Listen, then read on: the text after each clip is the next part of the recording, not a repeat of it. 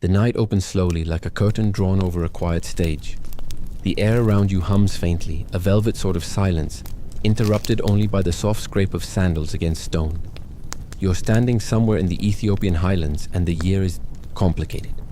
Let's say the 15th century, though if you ask 3 historians, you'll get 4 different answers. That's the beauty of medieval Ethiopia. Time folds gently here, like parchment left in the sun. The monastery rises before you, carved into the cliffside, its walls dark and cool, worn smooth by centuries of prayer and weather. You smell earth, roasted grain, and faintly, like a secret whispered into your sleeve, coffee. Real coffee. It's the reason you came, even if you didn't know it yet. Inside the stone halls, shadows gather like gossiping monks. A bell chimes somewhere in the courtyard, small and hesitant, as if trying not to wake the stars. You follow it, stepping into a narrow hallway where murals bloom across the walls, scenes of saints and angels painted in ochres and gold leaf. Their eyes are wide, unblinking, watching you pass. You get the distinct sense they know you skipped morning prayers. Here's a strange thought. Coffee, the thing sitting on your kitchen counter right now in a chipped mug, wasn't always a sleepy-eyed morning ritual. For these monks, it was spiritual survival. Midnight prayers in the matins stretched long into cold hours when the body wanted to collapse, but the soul was commanded to stay upright and chanting. Somewhere, someone decided that the answer to "how do I keep my eyes open at 3 a.m. was boiling mysterious little berries into a dark, bitter potion. And that's how you find yourself here, standing near a small smoky fire pit where an elderly monk kneels, hands moving steadily over a shallow clay pan. He's roasting green coffee beans, slowly, carefully, with the focus of someone who believes salvation might depend on getting the temperature exactly right. The air thickens with the smell, sharp, nutty, and strangely sweet. You inhale, and suddenly Starbucks feels aggressively modern. A novice monk passes by with a wooden bowl full of crushed frankincense, adding pinches to the embers, so the room smells like equal parts coffee and prayer. It's oddly comforting. You overhear a soft murmur in Ge'ez, the ancient liturgical language, words you don't understand but feel anyway. One of the brothers stirs a clay pot over the fire, water bubbling inside, while another fans the flames with a palm-woven basket. Someone drops a handful of freshly roasted beans into a mortar, grinding them with a smooth stone. A fun fact, historians still debate whether the whole fun discovery of coffee story involving dancing goats and a shepherd named Kaldi is true or just the world's earliest viral marketing. The monks here don't seem to care. For them, the point isn't where coffee came from, it's why it matters. The drink is thick, almost syrupy, poured into small carved wooden cups. No sugar, no milk, just heat and depth. One sip and you feel your pulse kick slightly like a sleepy drumbeat returning to rhythm.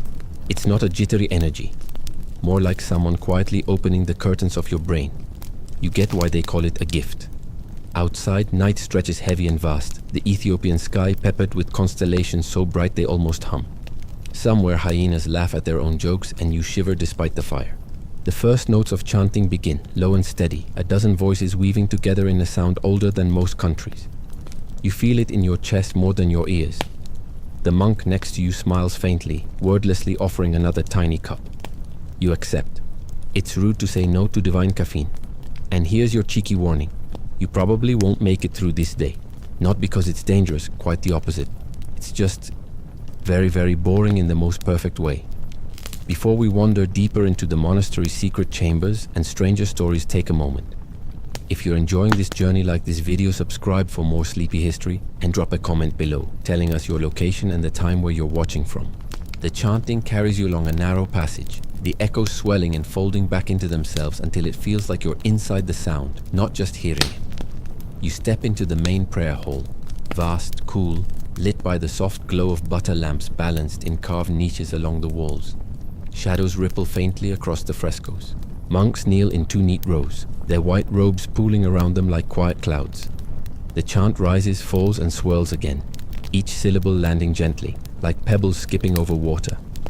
The air smells like beeswax, incense, and roasted coffee still lingering from the kitchen fire.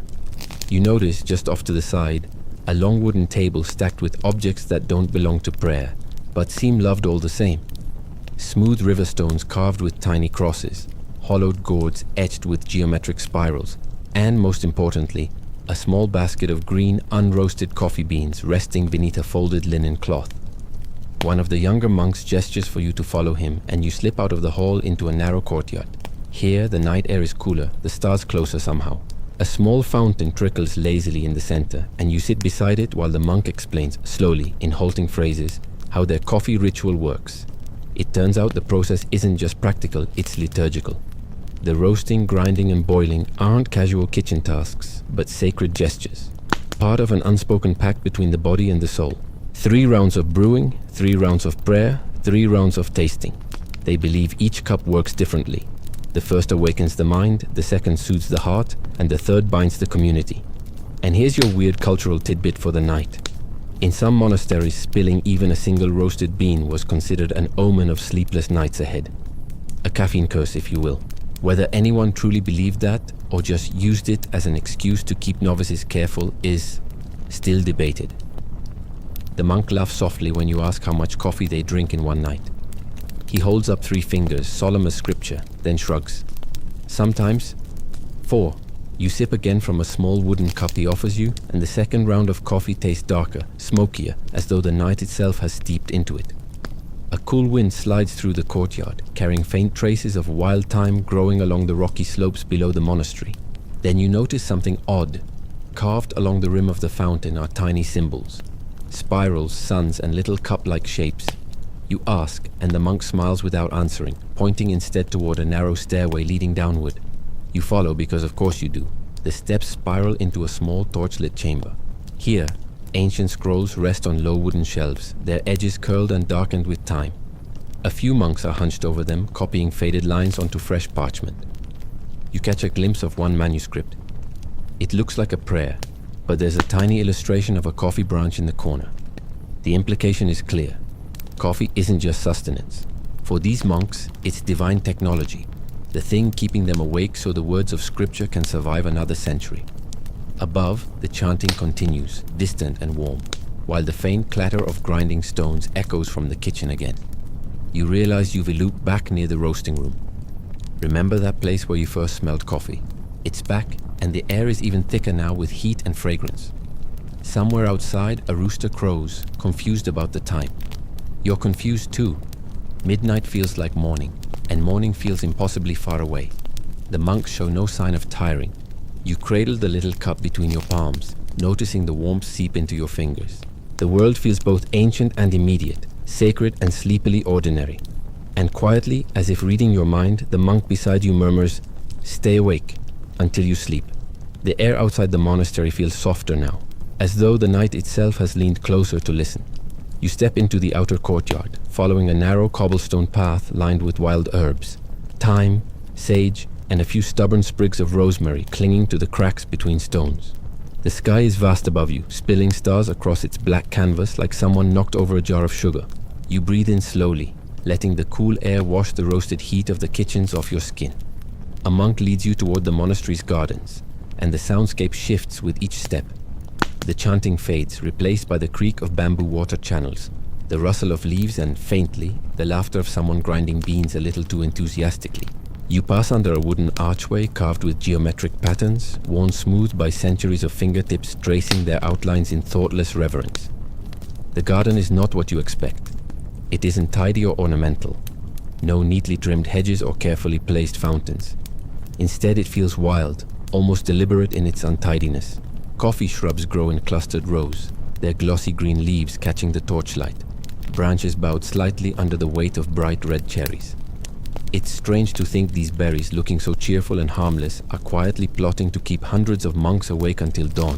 Your guide gestures toward one of the shrubs, plucking a cherry and cracking it open to reveal the pale raw bean inside. He hands it to you and you feel the slick, waxy surface between your fingertips. This is the start of everything. The spark before the ritual, the humble fruit behind an empire of sleeplessness. "Here," the monk says softly, switching to broken Amharic for your sake. "The plants. They are gifts, but dangerous gifts." Dangerous? You raise an eyebrow, which earns you the faintest of smiles. "Too much," he adds, tapping his chest lightly. Heart runs away. You decide not to test the theory. Here's your major historical fact for tonight. By the 15th century, Ethiopian monasteries were central to preserving and spreading the coffee ritual, long before it reached Arabia or Europe. Traders from the port city of Zayla carried roasted beans and brewing techniques northward, eventually reaching the Yemeni port of Mocha. Yes, that Mocha. And from there, the entire caffeine-fueled fate of humanity was sealed. But within these walls, far from trade routes and merchant ships, coffee remains strictly devotional. The garden itself feels like a secret, one the monks tend as much for their souls as for their survival. You sit on a low stone wall as your guide kneels to gather fallen berries into a woven basket. The torchlight catches the fine edges of his robe, and you notice faint stains of soot along the sleeves, evidence of hours spent over open fires, roasting the monastery's most precious offering. Then comes tonight's obscure cultural tidbit. In some monasteries, there was a belief that if a coffee plant bloomed during the dry season, it was a sign that the Archangel Gabriel had passed through the garden in disguise. If the leaves rustled without wind, same conclusion. Scholars still debate whether this was piety or just poetic weather forecasting. A faint breeze rolls through, shaking the shrubs ever so slightly. You try not to read too much into it, but still, maybe Gabriel's out there somewhere. Your guide waves you over to another path, narrower, more hidden, leading toward a stone archway half swallowed by creeping ivy. He doesn't speak as you follow him, which somehow makes the silence louder. The archway opens into a terrace carved directly into the rock face, overlooking the endless dark of the Ethiopian highlands below. It's here, perched between earth and sky, that the monks gather between prayers to share their third and final round of coffee. A clay pot sits balanced on glowing embers, steam curling lazily into the night. The brew this time is lighter, almost tea-like, meant less to wake you and more to settle the spirit. You sit cross-legged on the stone floor, the warm cup cupped between your hands, feeling the heat seep into your bones. Below you catch faint glimmers of torchlight from villages scattered along the slopes. Life goes on out there. Merchants bargain, goats complain, babies wake and wail. But up here it feels suspended, like the mountain itself is holding its breath. The monk sips quietly, then sets his cup down with deliberate care. "We drink," he whispers, "so we may pray. But also maybe we drink so we may listen." You tilt your head, puzzled, but he doesn't elaborate. Instead, he gestures for you to close your eyes and just breathe. You do. Somewhere above, a bell rings once, then again calling the monks back to the prayer hall. But you stay where you are for just a little longer, letting the scent of roasted beans and wet earth fold around you like a blanket. The next morning, or at least what passes for morning after a night of endless chanting and bottomless cups of coffee, you wake to birdsong and sunlight dripping across the stone floor like slow honey. The monastery hums faintly with activity. Soft voices, creaking doors, and the rhythmic thud of pestles grinding beans in the kitchen courtyard. You step outside, blinking against the sudden brightness, and are greeted by the sight of monks carrying small clay pots up the hillside path. You follow them because at this point you've surrendered to the fact that curiosity owns you. At the top of the slope, you find something unexpected. A small lookout shaded by ancient juniper trees, their twisted trunks coiling like slow dancing serpents. Here, the monks dry freshly picked coffee cherries on wide woven mats, spreading them evenly beneath the sun until they wrinkle into thin papery skins. One of the elders approaches, his beard silvered and his robe patched from decades of careful repairs. Without a word, he hands you a shallow gourd filled with dried cherries. You pop one into your mouth and instantly regret it. It's sour, sharp, and vaguely medicinal, like chewing on history itself. The elder chuckles softly, shaking his head and says, "Better in water." Fair enough. Here's today's major historical fact. Ethiopia's Yirgacheffe and Sidamo regions, though not officially named as such until much later, were already renowned by the 15th century for producing unusually fragrant, complex coffees, prized even by early Yemeni traders. This monastery's hillside, you realize, is part of that living legacy. Down in the courtyard, you hear a sudden burst of laughter and follow the sound to find 3 novices squatting around a clay pot, experimenting with what looks suspiciously like adding spices to their brew. One of them drops in a tiny pot of cardamom, another sprinkles something that might be cinnamon, and the third, for reasons you can't fathom, tosses in a crushed bay leaf. The elder sighs, mutters something in Ge'ez that almost certainly translates to youths these days, and shoos them away before salvaging what's left of the experiment. Still, you get the sense this isn't entirely forbidden. Even here, traditions bend slightly beneath the weight of curiosity. And for tonight's cultural tidbit, in some monasteries, cardamom-spiced coffee was reserved exclusively for high feast days, when the monks believed a sweetened soul would rise more easily to heaven. Historians still argue whether this was theological reasoning or just very early flavor profiling. By midday, the heat presses against the stone walls like a hand. You retreat into a shaded alcove, sipping yet another small cup, this one blessedly free of bay leaves, and watch as traders from nearby villages arrive at the gates, carrying sacks of dried beans. They exchange quiet words with the stewards, sometimes leaving with carved crosses, sometimes with tiny scrolls of copied scripture. Coffee here isn't currency, but it is communion. You wander further and stumble upon a carved doorway half hidden beneath overgrown vines. Inside, you discover a narrow chamber lined with wooden shelves stacked high with clay tablets and rolled parchment. One scroll catches your eye. It's filled with elegant looping script, but also tiny ink drawings of coffee plants, their branches curling delicately around the margins. It strikes you that these monks aren't just drinking coffee, they're documenting it, preserving its lore for generations who won't even know their names. Outside, the sky shifts slowly toward dusk, the light softening into that peculiar golden haze where everything looks half-dreamed. Somewhere, the first bell rings, summoning everyone back to the hall for evening prayers. You pause at the edge of the courtyard, the air sweet with roasting beans, and realize you've stopped keeping track of time entirely. Nights bleed into days here, cups into chants, rituals into memories.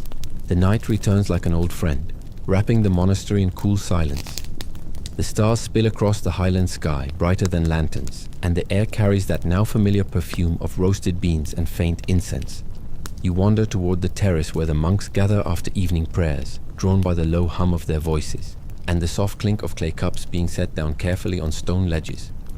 Tonight the mood feels different, hushed but lively, as though everyone shares a secret you haven't been told yet. The terrace overlooks the rolling hills below, dotted with small fires where distant villages prepare their own nighttime brews. A monk settles beside you, his robe rustling faintly, and gestures toward the horizon where the faint outline of trade routes snakes between mountain passes. "You see?" he murmurs, sipping slowly from his cup. From there, the beans. They travel. And here comes tonight's major historical fact. By the late 15th century, coffee was leaving these monasteries for the first time, carried by traders toward the bustling port of Zayla. From there, the beans boarded small dhows bound for Yemen, where the port city of Mocha would soon become synonymous with the drink itself. The Yemeni Sufi mystics embraced coffee for the same reason these monks did, as a sacred aid for sleepless prayers. But it wouldn't stay mystical for long. Coffee was becoming portable spirituality, and empires were starting to notice. Your monk companion smiles faintly, almost knowingly, as though he can already see the tidal wave of caffeine about to sweep across continents. But here, at this height, time slows. None of that chaos has arrived yet. Below the terrace, you notice something strange. A tiny winding staircase carved into the rock, half concealed by ivy. The monk notices your curiosity but says nothing, just raises an eyebrow like he's daring you to follow it. Naturally, you do. The staircase drops into a hidden courtyard bathed in pale moonlight, where 3 novices sit cross-legged around a low fire. They're roasting beans, but not in the usual shallow pans. Instead, they use a small clay drum that rotates over the flames, an early attempt at even roasting. One of them notices you watching and grins mischievously before whispering, "Faster, better." Here's an obscure cultural tidbit for you. In some Ethiopian monasteries, monks competed to see who could achieve the most perfectly even roast, believing the smoothness of the brew directly influenced the purity of prayer. There's no record of who won, but judging by the playful rivalry here, some debates are still unresolved. A warm wind drifts through the courtyard, carrying hints of sage and wild lavender. You close your eyes for a moment, listening to the soft scrape of beans tumbling inside the drum, the occasional pop of heat cracking their skins. It's mesmerizing, like a slow percussion performance for an audience of stars. When the first round of brewing finishes, the novices pour tiny streams of thick, dark coffee into carved wooden cups, passing one to you with a quiet nod. You sip carefully. It's richer than anything you've tasted before, velvety and grounding, the bitterness balanced by a surprising sweetness lingering at the edges. Somewhere above, you hear chanting begin again, and you realize you've wandered back beneath the prayer hall. The sound filters through the stone ceiling like a heartbeat, low and steady. The monk beside you murmurs softly. The beans listen too. He doesn't explain and you don't ask. Some mysteries are meant to stay warm and wordless. By dawn, the monastery stirs like a waking animal. Bells chime softly, calling monks to prepare for the long sequence of morning prayers. But you find yourself drawn toward the outer gates instead, where a small caravan waits patiently under the rising sun. A cluster of mules stands tethered nearby, their saddlebags bulging with woven baskets filled to the brim with green coffee beans. You glance at the lead trader, a tall man in a faded indigo robe, and he smiles as if he already knows what you're about to ask. Yes, he says simply, these are leaving. This is where the monastery ends and the wider world begins. The beans you've seen roasted and brewed so reverently here are now bound for marketplaces far beyond these hills, carried through dusty passes where merchants whisper prayers against bandits and thirst. Here's your major historical fact for today. Yemen's Sufi brotherhoods were among the earliest outside Ethiopia to adopt coffee, introducing it into their rituals by the late 1400s. But while Yemen became coffee's loudest champion, Ethiopia remained its quiet heart, the place where cultivation began and, some would argue, where its spiritual meaning still lingers strongest. You follow the caravan a short way down the mountain path, the sun warming your shoulders as the trail opens to reveal endless green slopes spilling into mist-covered valleys. The traders move with easy rhythm, their sandals kicking up soft clouds of dust, and for a moment, you can almost imagine yourself centuries deep in the veins of an empire still being mapped. Halfway down the slope, you stumble upon a small stone outpost, no bigger than a single room, where two elderly monks sit grinding beans by hand, humming softly in time with their work. A carved wooden sign above them reads Menfesawi Buna, spiritual coffee. You watch their hands move in steady circles, rhythmic and hypnotic, as though they've been grinding since before the path existed. And here's tonight's obscure cultural tidbit. Some early Ethiopian travelers carried small pouches of roasted coffee beans on long journeys, chewing them directly for bursts of energy instead of brewing them. Think of it as the medieval equivalent of pocket espresso shots. Functional, slightly strange, and probably effective enough to survive a camel caravan. As you continue along the path, you notice thin wisps of smoke rising from distant rooftops below. Villagers already brewing their morning rounds. A monk pauses beside you, closing his eyes as though listening to something only he can hear before murmuring, "Every home, every cup, connected." You glance back at the monastery, perched high above, its silhouette glowing faintly in the early light. The idea that this quiet stone sanctuary could ripple outward into something vast and unstoppable feels surreal. Yet you know, standing here, that this is the starting point. By the time you return to the gates, the caravan has departed, leaving only faint hoof prints in the dust and the lingering smell of burlap and roasted beans. Back inside the walls, life resumes its measured rhythm, grinding, roasting, brewing, chanting. But you sense a shift now, a faint widening of the world beyond these stones, like the monastery has opened a door you didn't notice before. Somewhere far away, ships wait at the edge of the Red Sea, unaware that their sails will soon carry the weight of sleeplessness across oceans. And up here, the monks keep brewing. The evening settles softly, coating the monastery in hues of amber and violet as the sun dips behind the jagged Ethiopian highlands. You walk along the terrace again, the stones still warm beneath your feet, and the faint breeze carries a layered fragrance, roasting beans, wild thyme, and distant wood smoke from unseen villages. Tonight, the monks are gathered in a semicircle near the edge of the terrace, their white robes fluttering like quiet sails in the wind. You sit among them, drawn in by the stillness, and realize this is no ordinary gathering. At the center sits an elderly monk, his beard silver, his hands clasped around a simple clay cup. His voice, when he finally speaks, is soft but steady, the kind of tone that slows your thoughts without asking permission. He begins to tell a story about secrecy. Long ago, he says, the beans were ours alone. And here comes tonight's major historical fact. For centuries, Ethiopian monks guarded the secrets of coffee jealously, treating both the plants and the brewing techniques as spiritual property. The knowledge was considered sacred, passed down carefully through ritual and lineage. The beans themselves rarely left the highlands unroasted, partly to preserve freshness, but mostly to ensure no one could plant them elsewhere. But as with most sacred things, curiosity travels faster than secrecy. Traders from Yemen, Egypt, and even India began circling these hills, hungry for the mystery behind the monk's wakeful potion. There are whispers of bribes, promises of gold, and even, perhaps, the occasional theft. The elder pauses, letting the murmurs of the wind fill the silence before continuing. It is said one pilgrim carried beans sewn inside his robe. He took them across the water. He doesn't confirm whether this is fact or rumor, which makes you suspect it might be both. From somewhere deep in the monastery, the first call to evening prayer echoes, a soft reverberation that clings to the stone walls. But here, on this terrace, no one moves. The story matters more tonight. The monk gestures toward a younger brother who carefully unrolls a small parchment filled with drawings, intricate sketches of coffee plants, brewing vessels, and what look like simple maps marked with faint dotted lines. You lean closer, realizing these aren't just illustrations. They're instructions for transporting coffee without killing the seedlings. And now, here's your obscure cultural tidbit. According to some oral traditions, certain Ethiopian monks believed coffee plants refused to grow outside sacred soil, unless blessed first with chants from the Matins prayers.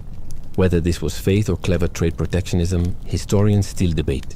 Below the terrace, the valleys stretch endlessly into fading light, shadow pooling between slopes like spilled ink.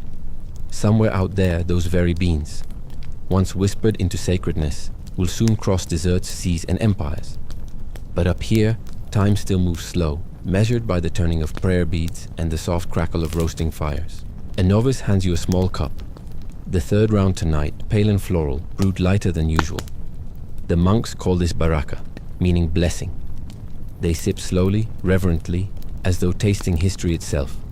You mimic them, feeling the soft heat bloom at the back of your throat. Somewhere, a nightjar calls from the cliffs, its song low and haunting, blending into the rhythm of the chants returning on the breeze. For a moment, you almost believe the elder's quiet warning. Guard the beans or guard nothing. Dawn spills lazily over the highlands, washing the monastery walls in pale gold. You wake to the muffled rhythm of pestles grinding beans in the kitchen courtyard, a steady heartbeat to start the day. But today feels different. There's movement at the gates. You follow the sound of hooves and clinking bronze as a small caravan arrives from the east, traders wrapped in indigo cloaks, their mules laden with salt blocks, woven baskets, and delicate bundles tied with red cords. Among them, a tall man with sharp eyes carries a sack that smells faintly familiar. Coffee. The monks approach cautiously, exchanging measured words in Amharic. You catch fragments: trade, roots, permissions. The tall man bows deeply, offering his sack with both hands. It's filled with unroasted beans, a gift, he explains, from a monastery near Lake Tana. A peace offering, perhaps, or a quiet reminder that coffee is no longer entirely one monastery's secret. And here's today's major historical fact. By the early 16th century, Ethiopia's coffee practices were spreading along regional trade routes, weaving through monastic networks and small highland villages alike. What began as isolated ritual was evolving into shared culture, carried on the backs of merchants, pilgrims, and wandering scribes. One monk inspects the beans, rolling a few between his fingers, and finally nods approval. A deal is struck, not in gold or spices, but in scripture. In exchange for coffee, the monastery agrees to send copied manuscripts of rare hymns to the Lake Tana Brotherhood. You realize you're watching something subtle but profound, an early glimpse of coffee's quiet diplomacy. Later, you follow the traders into the guest courtyard, where novices prepare a ceremonial brew in their honor. Tonight, the first round is roasted slower than usual, the beans swirling lazily in a flat clay pan until their skins split with faint pops. The air fills with that deep, nutty aroma you've come to crave, layered now with a pinch of crushed cardamom tossed into the pot. And here's your obscure cultural tidbit. In some parts of Ethiopia, cardamom wasn't just a flavoring. It was believed to soften the heart of guests, ensuring smoother negotiations. Whether it worked or not, no one dared refuse a cup prepared this way. You sip quietly, watching the firelight dance across the traders' faces, their laughter mixing with the soft murmur of Ge'ez prayers. There's a sense here of balance, the sacred and the social coexisting over something as simple as roasted beans. As the evening deepens, you wander back toward the gardens where the coffee shrubs stand silent under starlight. The branches are heavy with cherries, and you can't help thinking about the distant ports you heard whispered about last night, Zaila, Mocha, Aden, where these very beans might travel next. Somewhere far beyond these hills, merchants will trade sacks of Ethiopian coffee for silks, spices, and silver. Nobles in Arabia will sip dark brews beneath carved wooden ceilings, and scholars in Cairo will argue late into the night, cups in hand, about philosophy and faith. But here, in this quiet garden, the beans still belong to the monks. You inhale deeply, the damp earth beneath your feet cooling as night folds itself carefully over the monastery. Tomorrow, perhaps, the world comes knocking harder. For now, the coffee sleeps. The morning begins quietly, but beneath that calm, you sense a shift, a subtle restlessness hanging in the air. Down by the monastery gates, the same traders you met yesterday are already preparing to leave, their mules lined up like patient soldiers. This time, though, there are more sacks than before, heavy ones. You trail behind the monks, your sandals scraping against the worn stones as they watch the caravan load the final bundles. For centuries, these hills kept their secrets, but now you can almost hear the sound of history rustling inside burlap bags. One of the elder monks, Abba Johannes, leans on his carved walking staff and murmurs, "It begins." You're tempted to ask what he means, but before you do, he turns and points toward the distant southeast, where the Red Sea shimmers faintly beyond rolling valleys. "Across the water," he says softly, "they will drink our prayers." And here's today's major historical fact. By the early 15th century, coffee beans began traveling from Ethiopia into Yemen, carried by traders along ancient routes crossing the Bab el-Mandeb Strait, a narrow stretch where the Horn of Africa almost kisses the Arabian Peninsula. From there, the port of Mocha became a brewing hub, setting the stage for coffee's global rise. But the thing is, no one expected it to leave Ethiopia this soon, especially not the monks. You wander down to the lower terraces where novices are washing sacks of green beans before drying them in the sun. The sight is strangely hypnotic. Rows of small glistening seeds spread across straw mats, catching the pale morning light. A young monk explains with a sheepish smile that these sacks are special blessings destined for friends across the sea. You suspect it's half blessing, half clever marketing. Here comes your obscure cultural tidbit. Some oral traditions claim the monks would secretly sing protective hymns over beans bound for foreign lands, believing that unless charmed, the plants would refuse to grow elsewhere. Historians still debate whether this was piety or strategy, but either way, it makes for excellent advertising. By midday, the traders depart, their caravan disappearing slowly down the winding path. Dust rises in soft spirals behind them, dissolving into the sunlit air. You stand with the monks, watching until the last hoofbeat fades. It feels like the end of an era, though no one says it out loud. That night, the monastery holds a longer prayer vigil than usual. The chanting stretches deep into the hours before dawn, weaving through the dark corridors like drifting smoke. You lie awake on your reed mat, hearing every rise and fall of voices, every soft thud of sandals on stone. You realize something as you drift towards sleep. The coffee has left these hills, but its story is only just waking up. The world beyond Ethiopia doesn't exactly wake up to coffee. It jolts violently. Weeks later, you find yourself aboard a small wooden dhow. Don't ask how you got here. Just accept that you've made some strange friends among the traders. The sea is calm, the wind carries a salty edge, and in the hold beneath your feet, sacks of Ethiopian beans rest like quiet conspirators. By now, you've learned enough Ge'ez Arabic to catch fragments of conversation. The sailors joke about how Yemenis call the drink kawa, meaning dark wine. You file that away for later. And here's your major historical fact. In Yemen, monks from the Sufi orders embrace coffee as a tool for devotion, brewing it to stay awake during midnight dhikr, rhythmic chants meant to deepen spiritual focus. From the Ethiopian hills to the Yemeni mosques, coffee became the perfect companion for anyone trying to cheat sleep in the name of prayer. You dock at Mocha. Yes, that Mocha, the small Yemeni port that would eventually lend its name to coffee everywhere. But right now, the town is quiet, half buried in desert dust. The heat so thick it feels like you're breathing through silk. You follow the traders through the narrow streets, ducking under hanging awnings where merchants are already experimenting with roasting techniques. The smell here is different, richer, smokier, layered with spice. A man waves you over to taste his brew, served in a tiny ceramic cup no bigger than your thumb. It's dark, syrupy, and almost bitter enough to make your teeth hum. That's when you overhear it. Rumors of smuggling. Mocha is becoming famous and power always follows fame. Yemeni merchants, it seems, have no intention of letting the rest of the world grow their own beans. To maintain control, they roast all exported coffee, ensuring that only dead seeds leave their shores. No planting, no competitors. Or so they think. Here's your obscure cultural tidbit. According to some 17th century tales, Indian pilgrims visiting Mecca learned to sneak green Ethiopian beans out of Yemen by hiding them inside hollow walking sticks. Whether that's true or just another exaggerated legend, historians still argue about it over, fittingly, cups of coffee. By dusk, you sit on a low rooftop overlooking Mocha's harbor, where ships creak gently against the wooden docks. The muezzin's call drifts through the dry air, blending with the faint crackle of roasting fires below. You sip your second cup, because apparently you've become someone who drinks coffee for research now, and watch as another dhow prepares to sail for Cairo, Istanbul, and beyond. The monks back in Ethiopia wanted prayers. The Sufis wanted devotion.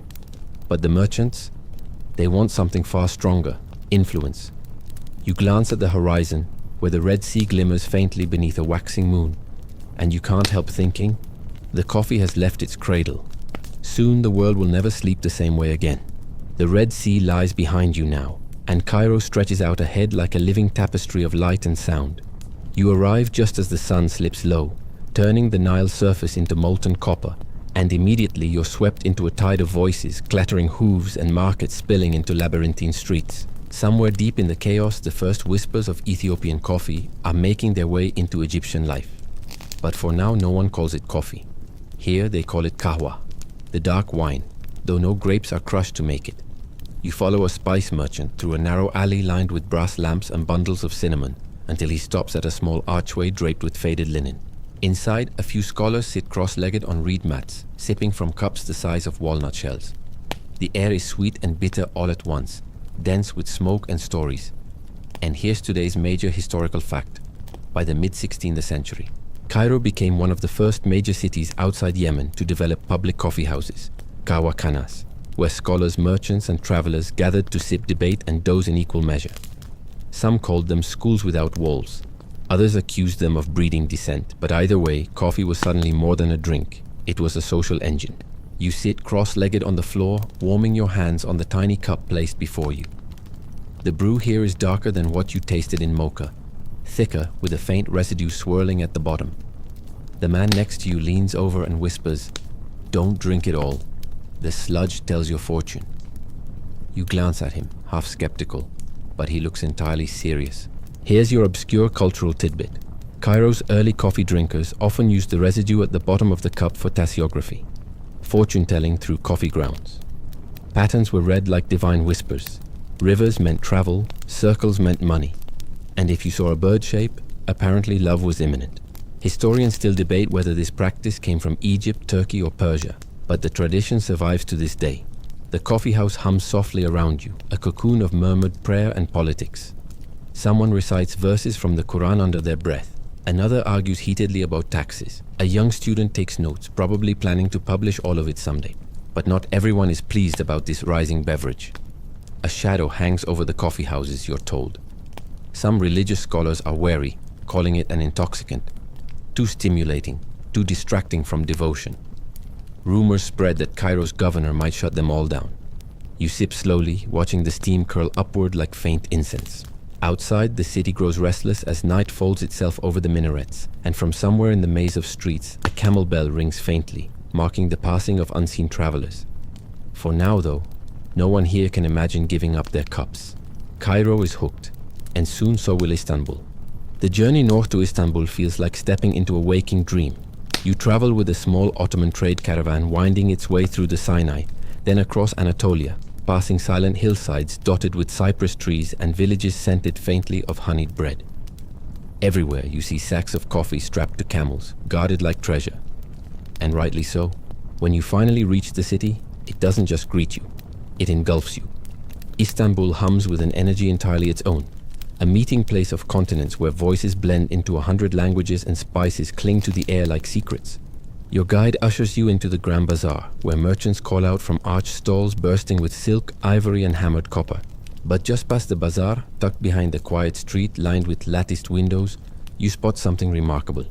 One of the first Ottoman coffee houses. And here's today's major historical fact.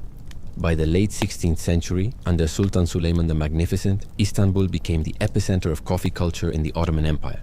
The first known coffee house opened in 1555. Founded by two Syrian merchants. Within decades, hundreds dotted the city, evolving into hubs for music, poetry, backgammon, and politics. You step inside, and the scent hits you, rich, smoky, and almost velvety. Copper pots called sezves rest over glowing embers, their long handles angled like elegant quills. The brew here is unlike anything you've tasted before. Thicker, darker, kissed with sugar, but carrying a mysterious bitterness that lingers at the back of your tongue. Across the room, two old men are locked in an intense backgammon match, their moves punctuated by sips from tiny porcelain cups. Beside them, a poet declaims verses about unrequited love while a lute hums softly in the background. The place is alive, yet oddly serene, like the sound of rain on a roof while you drift towards sleep. Here's your obscure cultural tidbit. In early Ottoman Istanbul, some coffee houses hired storytellers called medas, who wove epics and gossip into nightly performances. They'd impersonate merchants, sultans, and philosophers, stitching humor into history. Modern historians debate whether these stories reflected truth or invention, but honestly, you suspect no one cared as long as the coffee was good. And yet, as you listen, you hear whispers of discontent. Some officials see these coffee houses as dangerous breeding grounds for rebellion. Too many ideas, too many secrets, too much caffeine. Laws are proposed to shut them down. One rumor claims the Sultan himself considers banning coffee entirely. You lean back against the carved wooden wall, cradling your cup, and watch the shadows flicker across the low ceilings.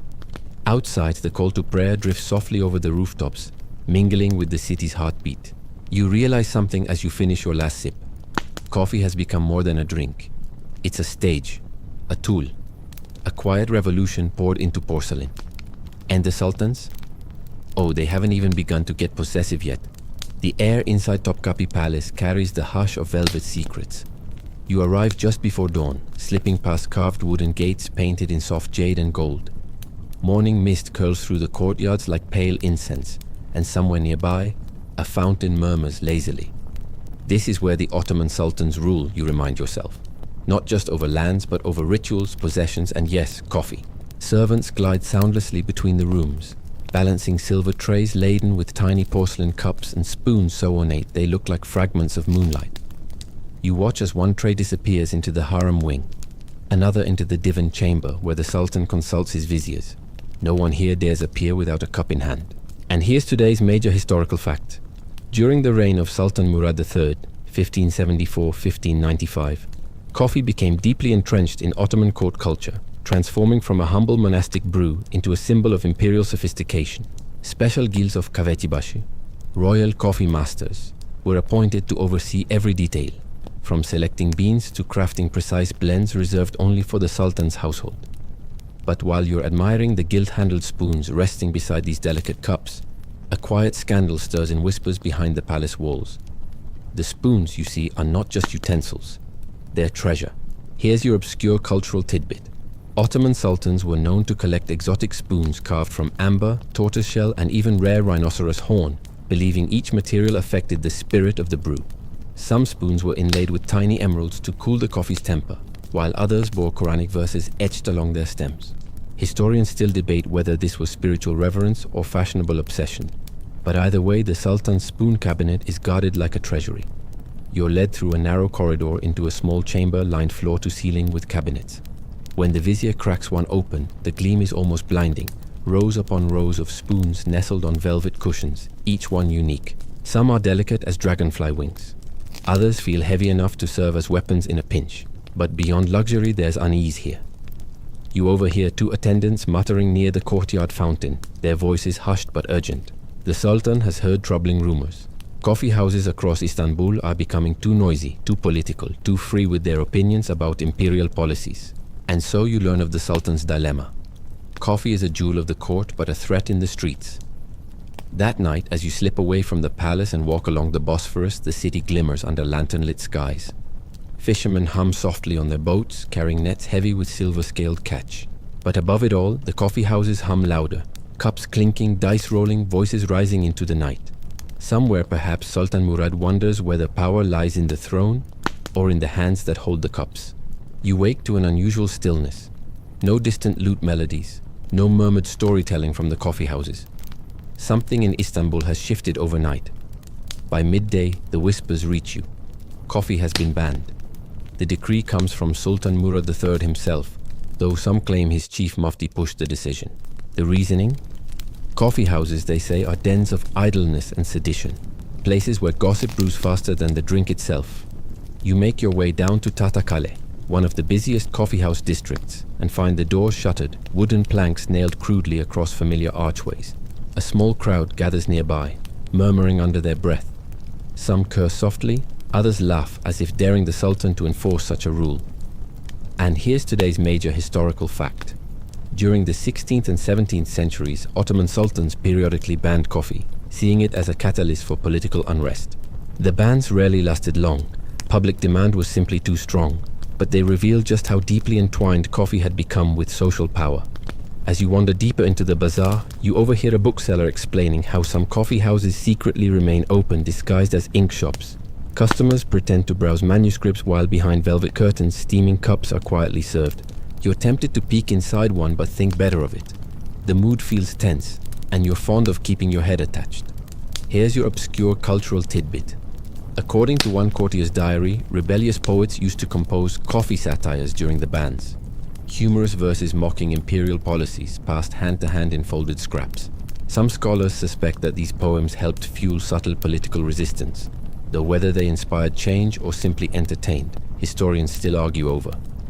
That evening, you sit by the Galata Bridge, sipping what might be your last legal cup for a while, and watch the slow sweep of lantern-lit boats beneath the stars.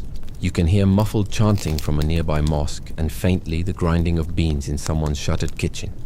The bands will fail. You can feel it already. Istanbul is addicted, and the city hums too loudly to fall silent for long. Still, there's a lesson here. Coffee has moved beyond being a drink. It's a statement. A quiet rebellion in porcelain. As night falls over the domes and minarets, you wonder what Sultan Murad dreams about. Perhaps spoons. Or perhaps the sound of 1,000 forbidden kettles hissing softly in the dark. The bands don't last. They never do. By the time the crescent moon swells above Istanbul, the coffee houses stir back to life like flowers opening after a passing storm. You find yourself standing in a dim alleyway behind the Grand Bazaar, where a door carved with geometric patterns creaks open just enough for someone to whisper, "Gel dostum." Come in, friend. Inside, a different world unfolds. Lanterns flicker softly against low-vaulted ceilings, and the air is thick with roasted beans and quiet defiance. This isn't an ordinary coffee house. It's a guild hall. And here's today's major historical fact. During the Ottoman Empire, elite coffee guilds kahvehane esnafı controlled much of Istanbul's brewing culture.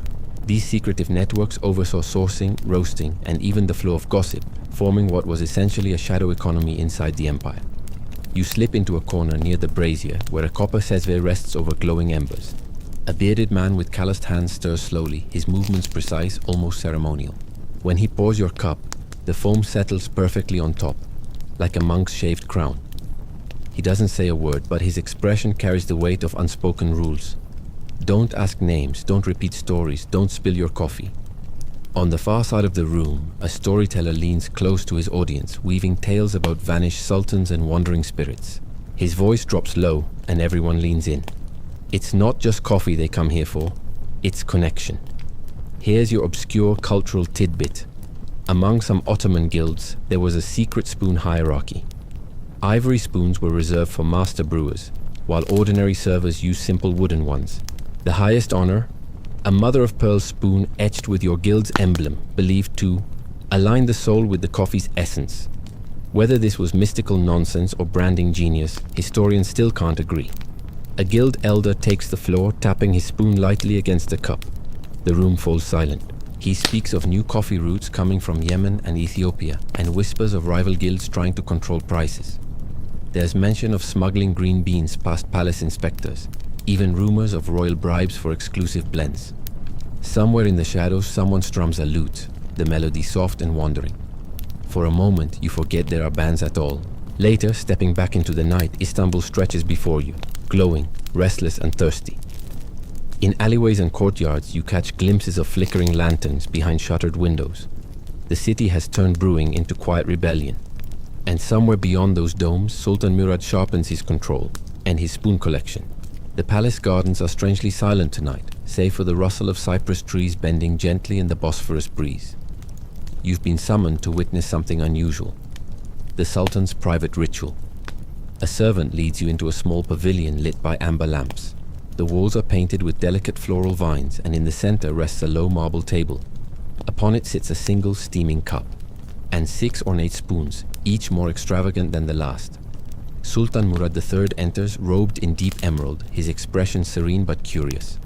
Without a word, he gestures to his kahveci, the royal coffee master, who kneels beside the brazier, stirring a copper kesve with steady hands. You watch closely, realizing this isn't just brewing. It's choreography. And here's today's major historical fact. Ottoman palace coffee rituals were highly formalized. involving entire teams of trained servants who coordinated roasting, grinding, brewing, and serving in near silence.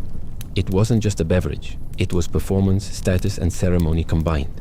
The Sultan lifts one of the spoons, a slender curved piece carved from polished amber, and dips it delicately into the foam, inhaling before sipping. He closes his eyes, savoring. Then, as if performing an experiment, he sets it aside and tries another spoon, this one carved from ivory and inlaid with gold filigree. He nods approvingly, murmuring something about temperature balance. Here's your obscure cultural tidbit. Some palace records suggest Murad believes certain spoons guided the flavor of coffee by channeling elemental energies. Amber for heat, pearl for clarity, ivory for harmony. Modern scholars disagree wildly on whether this was genuine belief or elaborate self-indulgence, but either way, the Sultan's spoon obsession became legendary. After the ritual, the royal coffee master presents you with a small porcelain cup. The brew is rich, dark, and impossibly smooth, carrying faint notes of cardamom and rose water. It's unlike anything you've tasted. Less a drink, more a meditation. But the calm doesn't last. From somewhere deeper in the palace, raised voices break the stillness. Two viziers argue over new restrictions on coffee imports from Yemen. One insists the Sultan's court must monopolize the finest beans. The other warns that cutting off the guilds will ignite unrest in Istanbul. The Sultan listens quietly, twirling a spoon between his fingers, and finally says only, "Control the cups, control the people." You leave the pavilion beneath a sky dripping with stars, the Bosphorus glittering faintly beyond the palace walls. Somewhere across the city, coffee houses defy curfews, spoons clink in dim light, and forbidden kettles hiss softly in rebellion. You realize something as you descend the marble steps. The empire isn't just brewing coffee anymore. It's brewing tension. Istanbul doesn't sleep anymore. Not really. The bands, the guilds, the palace rituals. They've all pulled the city into a slow brewing storm. And tonight you find yourself standing at the edge of it. A narrow alley behind Tatakale smells faintly of damp stone and burnt sugar, and somewhere ahead, hidden behind a curtained doorway, a secret meeting is underway. You duck inside and immediately sense the hush. No lanterns here, only low embers glowing beneath 3 copper sesvis. A handful of figures sit cross-legged in a semicircle, their shadows stretching like ink stains across the walls. The youngest among them, barely more than a boy, stirs the pot with a steady hand, eyes fixed on the rising foam. This isn't just another coffee house. It's a resistance hub. And here's today's major historical fact. By the early 17th century, underground coffee networks flourished in Istanbul, using coded signals, secret passages, and disguised shops to bypass bans and taxes. Coffee smuggling became so widespread that palace inspectors eventually developed entire departments dedicated to hunting illicit brewers. One of the men sitting closest to the fire leans toward you, his voice little more than a breath. The Sultan thinks the cups belong to him. But the beans belong to us. You watch as he unwraps a small parcel. Inside are bright green Ethiopian beans, still raw, still alive. He explains how smugglers ferry them along hidden routes, sacks buried in flour barrels, crates disguised as prayer books, even bundles tied beneath fishing boats drifting across the Bosphorus at dawn. Here's your obscure cultural tidbit. Some smugglers carve secret markings into their wooden spoons to signal allegiance to rival guilds. Little spirals, dots, or crescents near the handle. You can still see a few originals in Istanbul's Topkapı archives today, though historians still debate whether they were practical tools or subtle badges of rebellion. Suddenly, a soft knock breaks the silence. 2 long, 1 short. The code. A new arrival enters, his cloak still damp from the fog outside. He brings word from the docks. A Yemeni shipment has been seized and palace guards are patrolling the Golden Horn. The room stiffens and someone curses under their breath. Despite the danger, the brewing continues. You cradle your cup as the first sip burns pleasantly on your tongue. Bitter, earthy, electric. The silence hums louder than any conversation could, and you realize this is bigger than taste or ritual. This is survival, disguised as hospitality. Later, as you step back into the cool night, you notice tiny lanterns flickering in distant windows. Istanbul's veins are full of coffee, and no decree, no sultan, no spoon obsession can drain it away. You pull your cloak tighter and follow the faint strains of lute music drifting from another hidden cafe. The city may be restless, but tonight it's wide awake. And so are you. Morning brings fog rolling off the Bosphorus, dampening the clatter of carts and the cries of fishmongers along the Galata docks. You stand on a slippery wooden pier, watching as merchants in layered robes argue over sacks tied with red silk cords. These aren't ordinary shipments, they're coffee, and they're contraband. A burly man with salt-crusted boots whispers urgently as he holds one crate into a covered skiff. The palace guards are tightening inspections again, he says, demanding bribes that grow heavier by the day. The guilds are fighting back by moving operations onto the water, hiding beans beneath fish nets among barrels of olives even wedged into the hollow ribs of dismantled ship timbers. And here's today's major historical fact. By the early 1600s, Istanbul's coffee trade was so valuable that entire smuggling economies emerged around it, connecting secret dock operations to high-ranking officials who quietly profited from looking the other way. The palace couldn't stop the flow. At best, it redirected it. You follow one of these smugglers into the twisting alleys of Karakoy, where a hidden courtyard opens behind a crumbling gate. Inside, an old woman in a blue headscarf roasts beans in a shallow clay pan, the rhythmic swirl sending fragrant smoke curling upward. She pauses to press a small carved spoon into your hand. Lightweight, warm from the fire, its handle etched with 3 tiny crescent moons. Here's your obscure cultural tidbit. Some Ottoman households believe spoons carried memory, absorbing the essence of every brew they touched. Family spoons were passed down like heirlooms, considered repositories of luck, secrets, and even blessings. Historians still debate whether this was superstition or subtle branding, but the idea lingers in Istanbul's folk traditions even today. As dusk paints the sky in bruised purples and golds, you wander uphill to a terrace overlooking the Bosphorus. Across the water, you can see Topkapi Palace silhouetted against the horizon. Elegant, untouchable, watchful. But in the streets below, the heartbeat of the city tells a different story. Coffee houses reopen behind heavy curtains. Storytellers return to their stools, and dice clatter softly in wooden cups. The bands are paper shields against a tidal force. Somewhere perhaps Sultan Murad twirls one of his jeweled spoons, unaware or unwilling to admit that control is slipping through his fingers like steam from a freshly poured cup. You lean against the terrace railing, the breeze carrying whispers from the city's veins. Secrets traded in shadows, beans hidden in prayer scrolls, cups lifted in quiet defiance. Coffee is no longer a ritual. It's an empire beneath the empire. The palace is quieter tonight than usual, unsettlingly so. You move through its marble corridors, past lamps burning low and tapestries that seem to muffle even the sound of your footsteps. Somewhere deep within the private chambers, Sultan Murad IV is awake. Again. He sits cross-legged on an embroidered divan, surrounded by his prized collection of spoons. Not just any spoons. Jade-handled ones from Persia, inlaid mother-of-pearl from Venice, delicate porcelain from Jingdezhen.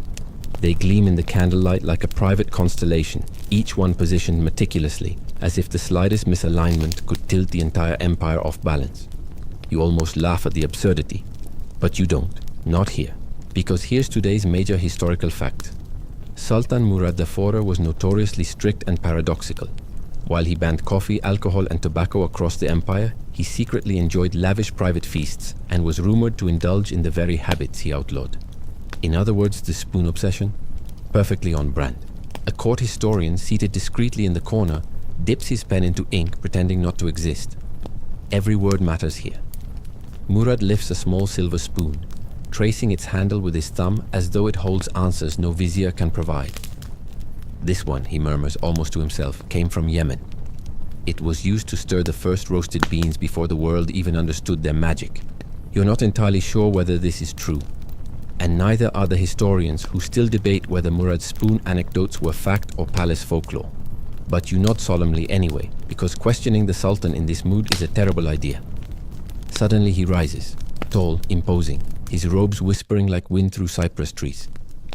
He gestures toward a small wooden chest. Inside, hidden beneath embroidered cloth, lies a set of spoons carved from black sandalwood. Each handle bears a distinct mark, tiny spirals and crescents burned into the grain. And here's your obscure cultural tidbit. Some scholars believe these were guild spoons, used by underground coffee networks to identify friend from foe. One misplaced spoon in the wrong cafe could spark weeks of silent retaliation between rival brewers. Murad holds one up to the candlelight, his face unreadable. Power, he says quietly, resides not in armies or fleets, but in what men believe they cannot live without. You swallow hard, unsure if he's speaking about coffee, control, or something deeper. Outside, the Bosphorus breeze rustles the palace shutters. Somewhere faintly, the city hums with forbidden cafes, secret storytelling circles, and cups clinking in quiet rebellion. You leave the Sultan's chambers, slipping back into the labyrinth of halls. The palace feels heavier than before, as though every mosaic and archway is holding its breath. The spoons may look harmless, but tonight they become something more. Tiny polished keys to the empire's quietest war. And the war is far from over. The next day begins with whispers. Down by the Grand Bazaar, the market is swollen with noise. Merchants shouting prices, peddlers juggling trays of figs, apprentices darting through alleys carrying copper pots. But beneath the bustle, conversations fold inward, voices lowered beneath the roar of commerce. Everyone's talking about the Sultan's newest decree, a citywide registry of spoons. You think you misheard the first time. You didn't. Palace messengers spread across Istanbul, pinning notices to doorways and arches. Every merchant, guild and household must report the origin, material and design of their spoons within 3 days. Failure to comply would invite unspecified consequences. Today's major historical fact. While there isn't direct evidence of an official spoon registry, Ottoman rulers frequently imposed elaborate inventories on luxury items, from textiles to spices. Such measures allowed the palace to control trade, monitor wealth, and quietly pressure guilds into obedience. You weave through the bazaar, sidestepping crates of cardamom and pyramids of saffron until you reach a coffee house tucked into a quiet corner. Inside, panic simmers hotter than the kettles. A storyteller pauses mid-tale, gesturing wildly with his cup. "They'll track us," he hisses. "They'll know which cafes serve forbidden beans." Across the room, a young calligrapher flips a spoon between his fingers, frowning at its engraved crescent. He mutters something about filing it down, erasing its guild marks before inspectors arrive. And here's your obscure cultural tidbit. Some Ottoman households actually did file down their spoons. Not to hide guild loyalties, but to reshape handles into subtle talismans. Certain patterns, like triple notches or curved tips, were believed to invite good fortune and ward off palace misfortune. Historians still debate whether this was protective magic or clever protest. As evening settles, you step outside into the glowing labyrinth of lantern-lit streets. The call to prayer rises softly, threading between domed rooftops and minaret spires. But beneath the chants, the city breathes faster. Buyers hiding their finest spoons, smugglers rerouting their coffee crates, cafe owners gathering behind shuttered doors to rehearse innocent stories for inspectors. Back at Topkapi, Murad sits beneath a painted ceiling of swirling blue tulips, sipping from a cup you know is forbidden. He spins a jeweled spoon between his fingers, expression unreadable, as his viziers debate new tax schemes in hushed tones. Somewhere across the Bosphorus, a fisherman hides 2 sacks of Yemeni beans beneath his nets, rowing slowly into the fog. You imagine the tiny carved spoons marking loyalty like coded whispers, passing through hands that refuse to obey. The war hasn't erupted yet, but you can feel the tension building in the cobblestones beneath your feet. The spoons, the coffee, the quiet defiance, it's all becoming one tangled thread, and Istanbul's pulse beats faster with every turn. And somewhere deep inside, you sense the Sultan's patience wearing thin. The palace has stopped pretending to sleep. By nightfall, the Bosphorus glitters under a spill of silver moonlight, but inside Topkapi's inner chambers, tension coils like rope. Sultan Murad IV paces beneath the domed ceiling of his private council room, his shadow sliding across tiled walls painted with tulips and pomegranates. Tonight, the spoons are back on the table. Literally. A dozen of them lie neatly arranged in a velvet-lined box. Silver, sandalwood, jade, and porcelain, each one positioned like a soldier awaiting orders. The Sultan's viziers stand nearby, silent, nervous. Murad taps a finger on a Venetian spoon, its enamel handle catching the firelight. "You see this?" he says softly, almost to himself. "People think coffee is the problem. It's not. Coffee is only a vessel. What matters is who controls the cups." Today's major historical fact. Sultan Murad IV's crackdown on coffee houses wasn't just about morality.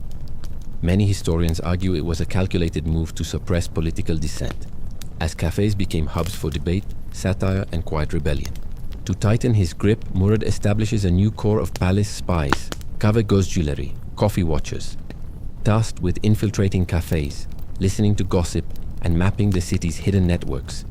They wear no uniform, carry no insignia, and blend seamlessly into the smoky crowds.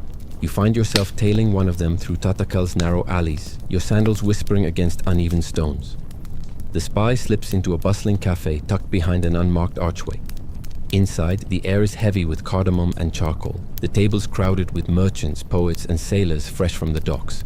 He doesn't sit, he doesn't order, he watches. You sit nearby, pretending to listen to a storyteller who is halfway through a tale about a fisherman cursed by a jealous djinn, though you are fairly certain the djinn is a thinly veiled metaphor for tax inspectors. And here's your obscure cultural tidbit.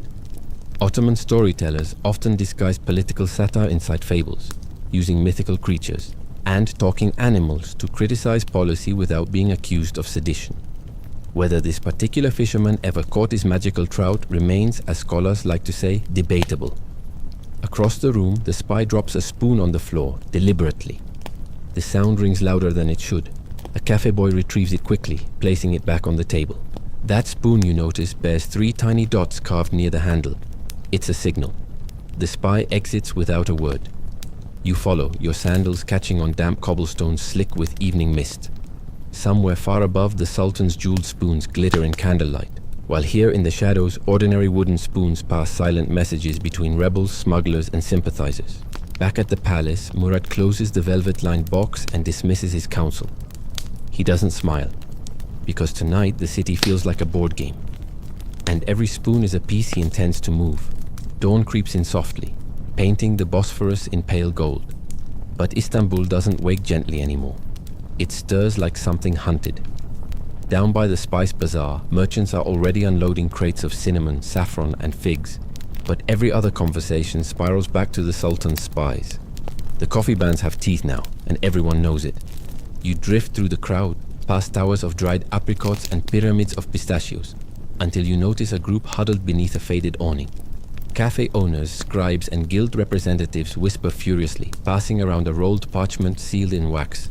It's a map, not of streets or waterways, but of spoons. Today's major historical fact. During Murad IV's reign, certain coffee guilds actually maintained covert records of trusted cups and safe spoons. These informal registries helped identify allied cafes, reliable suppliers, and friendly storytellers, allowing underground networks to function even under heavy surveillance. You watch as one merchant traces his finger across a sketch of the city, tapping tiny marks where coded spoons circulate. Sandalwood near Tatakali, silver along Galata, bone-handled spoons hidden among the wealthy villas of Üsküdar. Every mark represents someone willing to risk fines, imprisonment, or worse, all for the quiet defiance of pouring another cup. And here's your obscure cultural tidbit. Some of these spoon codes weren't just marks, they were entire languages. A chipped handle meant safe house. 3 carved crescents promised untaxed beans. A hollowed stem, strangely enough, was an invitation to midnight debates about poetry. Historians still debate whether this network was truly organized or just beautifully improvised. You leave the meeting and make your way uphill, weaving through winding streets lined with ivy-draped walls. The call to prayer floats above the rooftops, but beneath it you hear other sounds. The clink of copper pots behind shuttered doors, the muted thrum of dice in closed back rooms, the quiet hiss of contraband coffee simmering in forbidden kettles. At Topkapı, Murad leans over a low table, studying reports from his cafe gözcüleri. He knows where the spoons travel, which cafes resist, and which storytellers dare to mock his decrees. He also knows, though he won't say it aloud, that his control is fragile. He lifts a spoon carved from white ivory, examining the faint spiral etched into its handle. It's one of the coded marks from the rebels' network, intercepted just days ago. Murad smiles faintly, the kind of smile that doesn't reach the eyes. You're not sure what unnerves you more, the Sultan's obsession with spoons, or the quiet certainty that he's learning to use them better than anyone else. Night descends, and as you step into the narrow streets once again, you notice a cafe lantern flicker twice, pause and flicker again. It's a signal you've seen before. Somewhere in the city, another story is beginning to boil. The night air is damp with sea mist, and the faint hum of the Bosphorus clings to Istanbul's walls. From the upper terrace of the palace, the city seems quiet, almost asleep. But you've been here long enough to know better. Down there, beneath the tiled roofs and curling alleyways, a war is unfolding. One fought without swords or cannons, but with cups and spoons, whispers and smoke. Inside Murad IV's private council chamber, the Sultan sits alone, hunched over a small cedar table. Before him lies a velvet-lined box of spoons, though tonight they are no longer curiosities. They are weapons. Today's major historical fact. By the mid-1630s, palace networks had begun using coded objects. textiles, seals, and occasionally utensils to deliver discreet messages between spies and loyalists. While documents don't name spoons specifically, court archives reference ornaments of trade used to signal safe passage or secret summons. Murad has adapted this system flawlessly.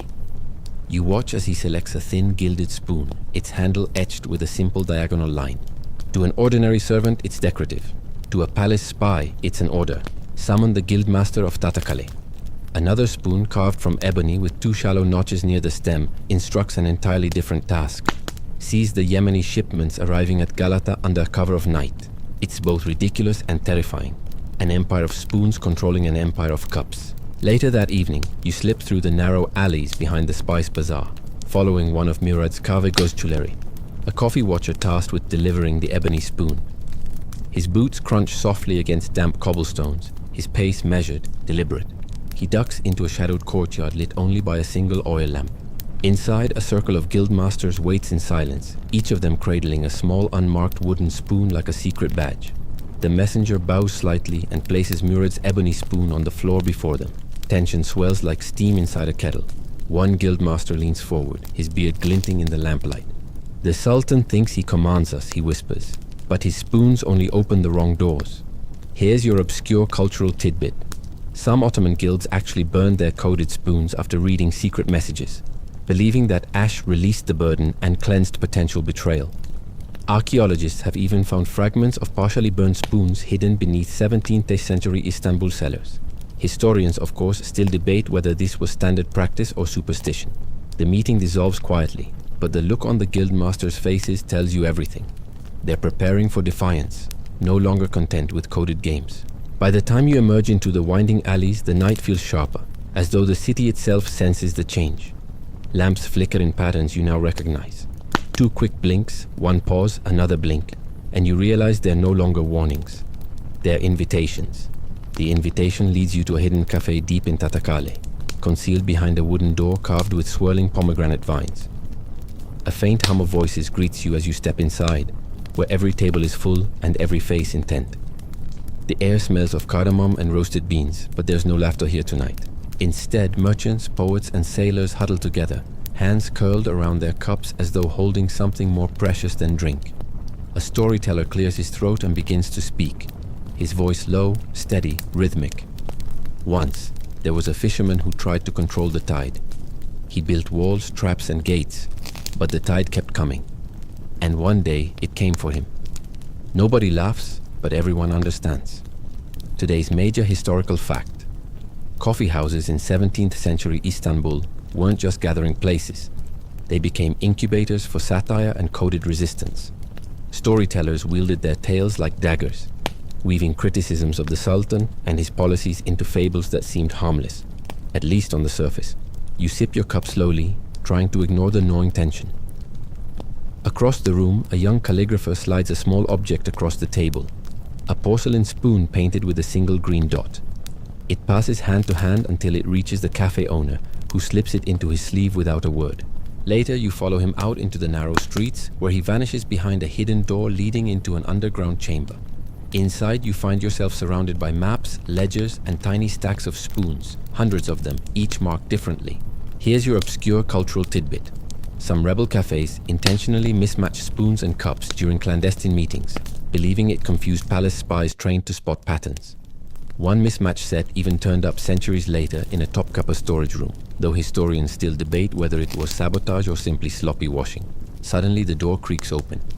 A palace spy steps inside, his shadow stretching long across the stone floor. He doesn't reach for a weapon, only a spoon, unmarked, polished smooth. He places it on the table, nods once, and leaves without speaking. The room falls silent, and the cafe owner whispers, "He knows." They all know.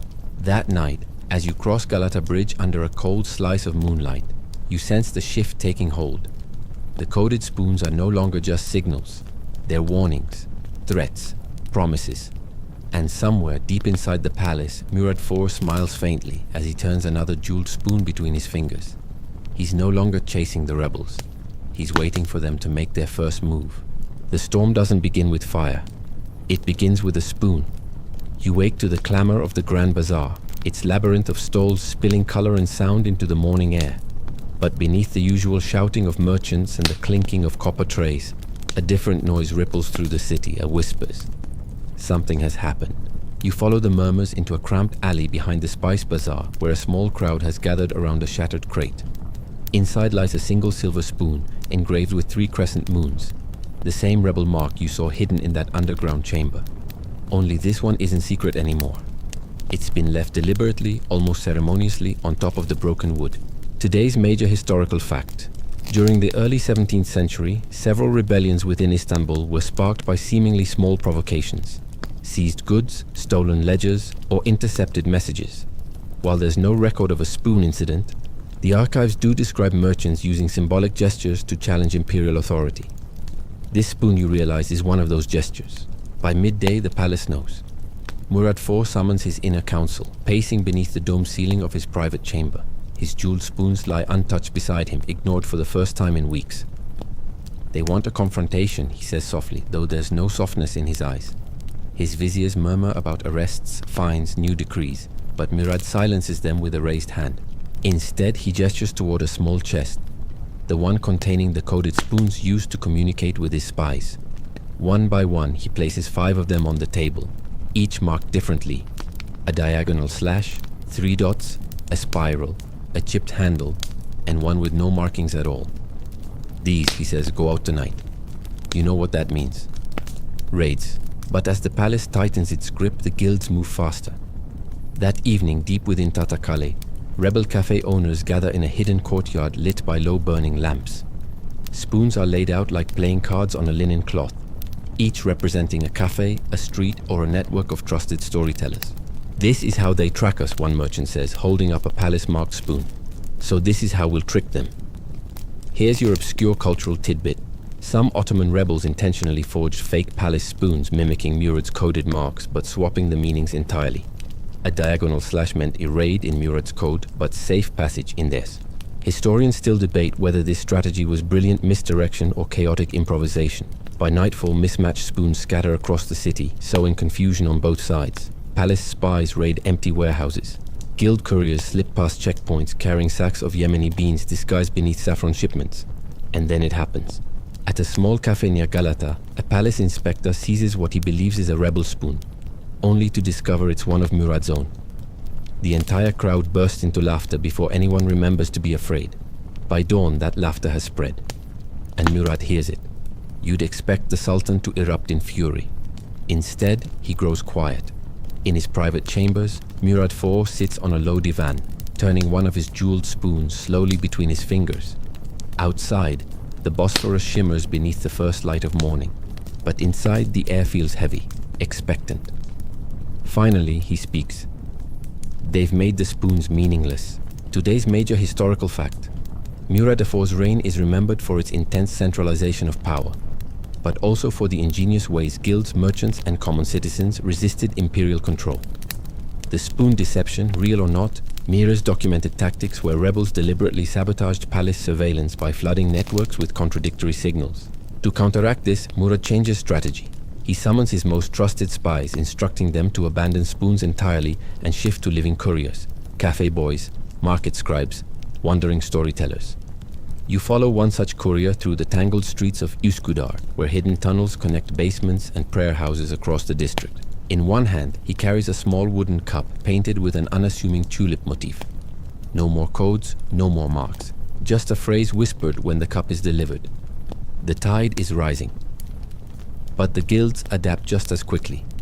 That night, you attend a clandestine meeting in a candlelit attic above a leather workshop. Around you, rebel brewers lean over a rough wooden table, tracing maps onto parchment with charcoal sticks. Each street, each cafe, each dockside warehouse is marked with tiny symbols. Spoons, yes, but also cups, lanterns, and crescent moons. This isn't about coffee anymore, one brewer murmurs, his voice ragged with exhaustion. This is about who tells the story of Istanbul. And here's your obscure cultural tidbit. In 17th century Ottoman society, certain cafes hired memory men, professional storytellers tasked with preserving the oral histories of their guilds. Some of these men encoded events into long rhythmic recitations disguised as folk songs, passing information safely from cafe to cafe. Historians still debate how much resistance survived through song alone. Outside, a drizzle begins to fall, softening the edges of the city. Raindrops patter against tiled roofs and cobblestones, muffling the sounds of footsteps as couriers vanish into the night. Back at the palace, Murad stands by an open window, watching the faint glow of lanterns scattered across the hills. He no longer cares about who's drinking coffee or where. He cares about control, and you can feel it now. The coffee war isn't just simmering anymore. It's beginning to boil. The streets of Istanbul feel different tonight. You walk along the darkened lanes near Eminönü, where the damp air smells faintly of roasted beans and wet stone. Lanterns swing gently from doorways, their flames dimmed low to avoid notice. Somewhere deeper in the city, a drum beats steadily, not for prayer, not for celebration, but as a signal. You follow the sound through a narrow archway into a hidden courtyard, where a dozen men and women gather around a single copper pot. Its surface is blackened from years of use, and steam curls lazily from its spout. But this isn't a coffee ceremony. It's a war council. A young storyteller, barely more than 17, steps forward. His voice trembles, but his words are precise.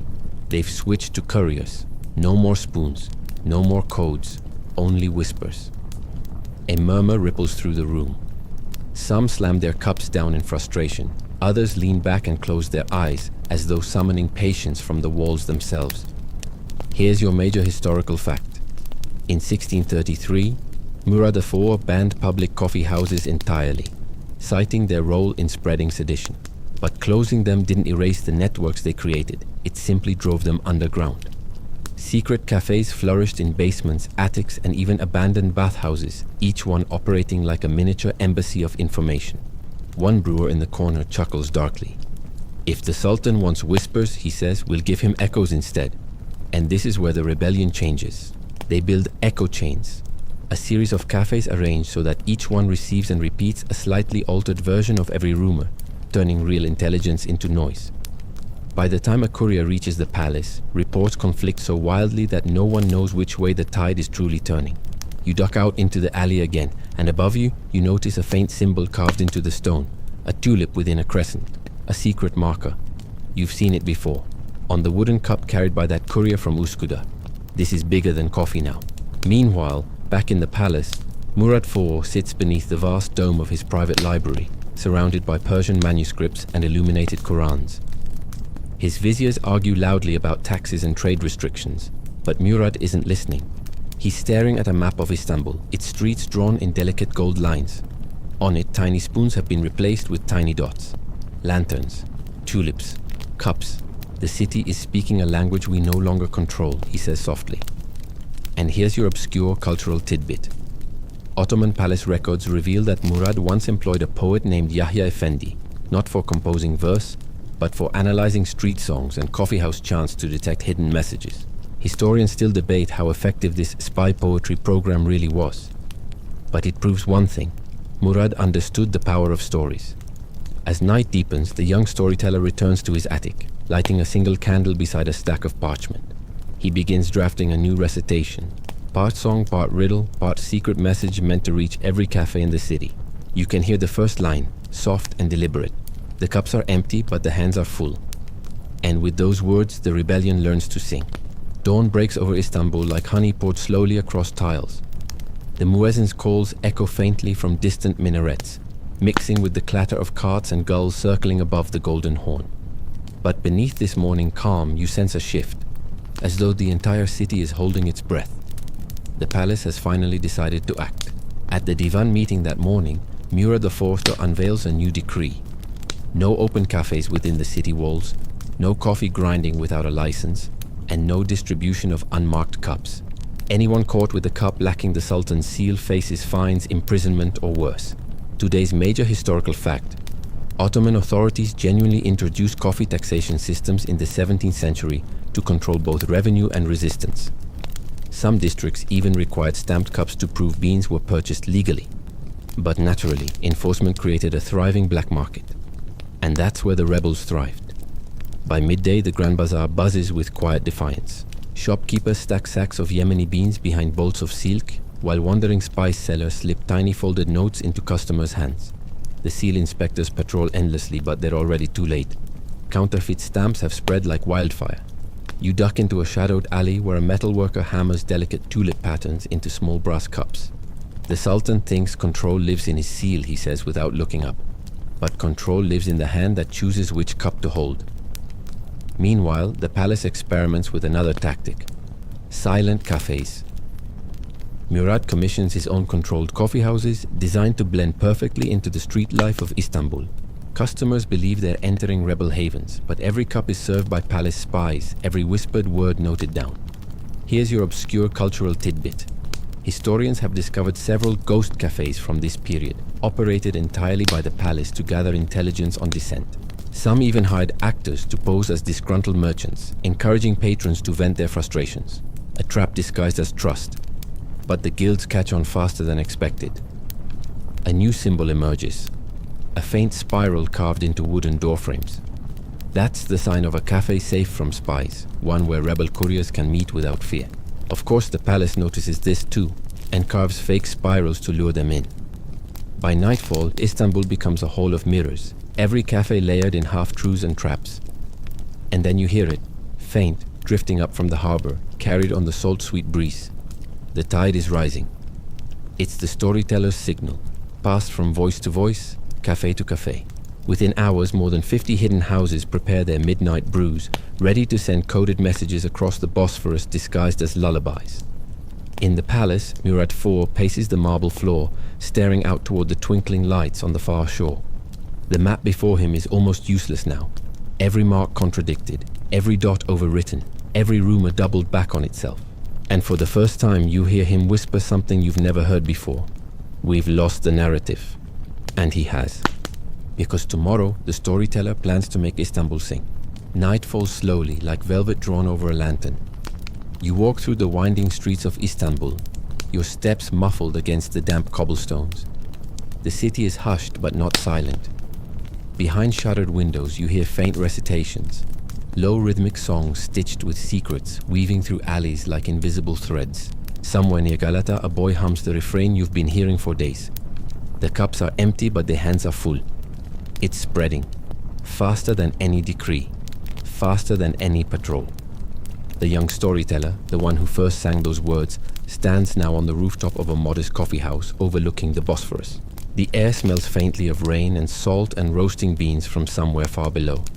Around him, couriers wait silently, each holding a small clay cup, unmarked and ordinary, save for the faint spiral carved on the underside. He doesn't raise his voice. He doesn't need to. Tonight, he says softly, every cup carries a verse. Today's major historical fact.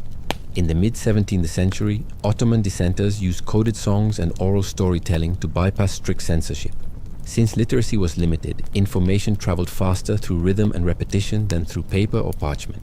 Murad IV's own archives describe untraceable melodies, whispered in coffee houses, though the exact lyrics have been lost. Tonight, they're rediscovered. Across the Golden Horn, 50 hidden cafes prepare their brews in unison. The spoons are silent now. The stories do the work. Each song begins the same, soft and steady, drifting through narrow streets, carried by open windows and late-night gatherings. Where the tide touches stone, the lantern burns blue. It sounds like poetry, harmless, almost dreamlike. But within the phrasing lies a map. Tide means the docks, stone the old arsenal, lantern blue the cafe where tomorrow's shipments will arrive. You glance back toward the palace. Murad IV has doubled his patrols tonight. Soldiers marching under torchlight, boots splashing through puddles. Yet their movements only make the streets quieter, calmer, as though the city itself is holding its breath. And here's your obscure cultural tidbit. Istanbul once had night drummers, hired during Ramadan to wake neighborhoods for the pre-dawn meal. Some rebels allegedly bribed them to weave coded warnings into their calls. A double-life historians still debate but can never confirm.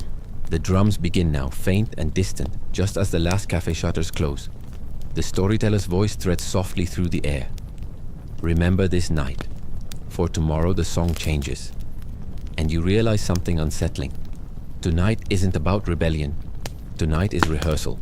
Dawn comes with mist curling over the Bosphorus like spilled milk.